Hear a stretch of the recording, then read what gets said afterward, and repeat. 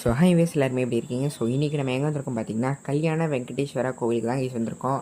So இந்த கோவில் வந்து பார்த்திங்கன்னா ஆந்திர பிரதேசத்தில் வந்து இருக்குது. ஸோ ஆந்திர பிரதேசத்தில் நாராயணவனம்ன்ற ஒரு ஊரில் இந்த கோவில் வந்து அமைஞ்சிருக்கு. ஸோ திருப்பதி பெருமாளுக்கும் பத்மாவதி தாயாருக்கும் திருமணம் நடந்த இடம்.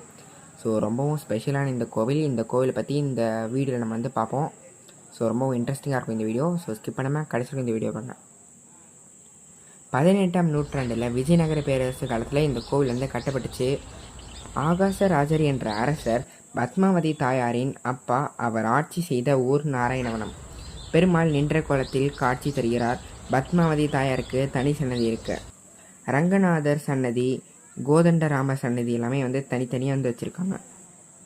பெருமாளுக்கும் தாயாருக்கும் திருமணம் நடந்த கோவில் என்பதால் திருமண தடை நீங்கி விரைவில் திருமணம் நடக்கும் என நம்பப்படுகிறது. ஸோ இந்த கோவிலை வந்து என்னால் ஃபுல்லாக எடுக்க முடியல, ஏன்னா வந்து ரொம்ப ரெஸ்ட்ரிக்ஷன்ஸ் வந்து அதிகமாக இருக்குது. ஸோ அதனால் நான் வந்து கொஞ்சம் மட்டும் எடுத்திருக்கேன். ஸோ கண்டிப்பாக நேரில் வந்து இந்த கோவில் வந்து விசிட் பண்ணுங்கள், ரொம்பவும் சூப்பராக இருக்கும். ஸோ அடுத்ததான் நம்ம எங்கே வந்திருக்கோம் பார்த்திங்கன்னா, சித்தூருன்ற ஒரு மாவட்டத்தில் புத்தூருன்ற ஒரு கிராமத்தில் நாராயணவனம் கல்யாண பெருமாள் கோவிலுக்கு பக்கத்தில் இருக்கக்கூடிய சுரக்காய் சித்தர் கோவிலுக்கு தான் வந்திருக்கோம். ஸோ இது வந்து பார்த்திங்கன்னா ஒரு சித்தருடைய ஜீவ சமாதி. இவர் வந்து சென்னையில் தான் வந்து வாழ்ந்திருக்காரு. இவர் ஆந்திராவில் இந்த ஊருக்கு வந்து வாழ்ந்து இங்கேயே தங்கிவிட்டார். சித்தர் ஒரு கையில் தடியும் ஒரு கையில் சுரைக்காயும் வைத்திருப்பார். சுரைக்காயை குடுவையாக பயன்படுத்தியிருக்கிறார். இவருடன் எப்பொழுதும் நாய் இருக்கும். இவரின் இயற்பெயர் ராமசாமி என்று கூறப்படுகிறது. அக்னி குண்டம் இருக்கும். எப்பொழுதும் இங்கு விறகு எரிந்து கொண்டே இருக்கும். இந்த சாம்பலை விபூதியாக தரப்படுகிறது. இவர் இந்த ஊர் மக்களின் நோயை குணப்படுத்தியிருக்கிறார். இவர் ஜீவசமாதி அடைந்து 150 ஆண்டுகள் ஆகியும் இவர் இன்னும் அருவமாக உள்ளார் என நம்பப்படுகிறது. இந்த கோவிலுக்குள் வந்து வேண்டுதல் வைத்து சென்று பிறகு நிறைவேறியுடன் இந்த கோவிலுக்குள் வந்து சுரைக்காய் வாங்கி பக்தர்கள் இங்கு கட்டிவிட்டு செல்கிறார்கள். இங்கு தீர்த்தமும் ஜடாரியும் தராங்க. அவர் பயன்படுத்திய பொருட்களை இங்கு பாதுகாப்பாக வச்சுருக்காங்க.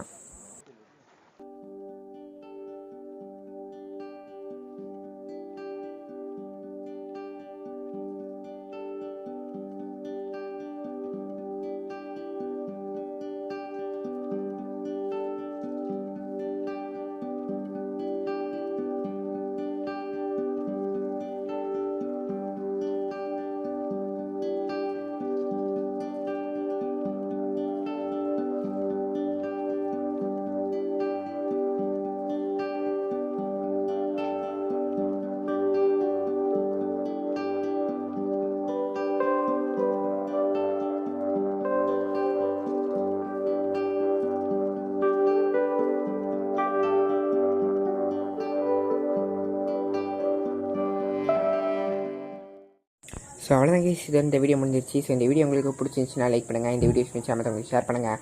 மறக்காமல் இந்த மாதிரியான இன்ட்ரெஸ்ட் நம்மளுடைய சேனலை சப்ஸ்கிரைப் பண்ணிட்டு பக்கத்தில் இருக்கக்கூடிய பெல் ஐக்கனுமே வந்து யூஸ் பண்ணுங்கள். அப்போ தான் நான் அப்புறம் ஒரு விஷயம் உங்களுக்கு நோட்டிஃபிகேஷன் வரும். தேங்க்ஸ் ஃபார் வாட்சிங்.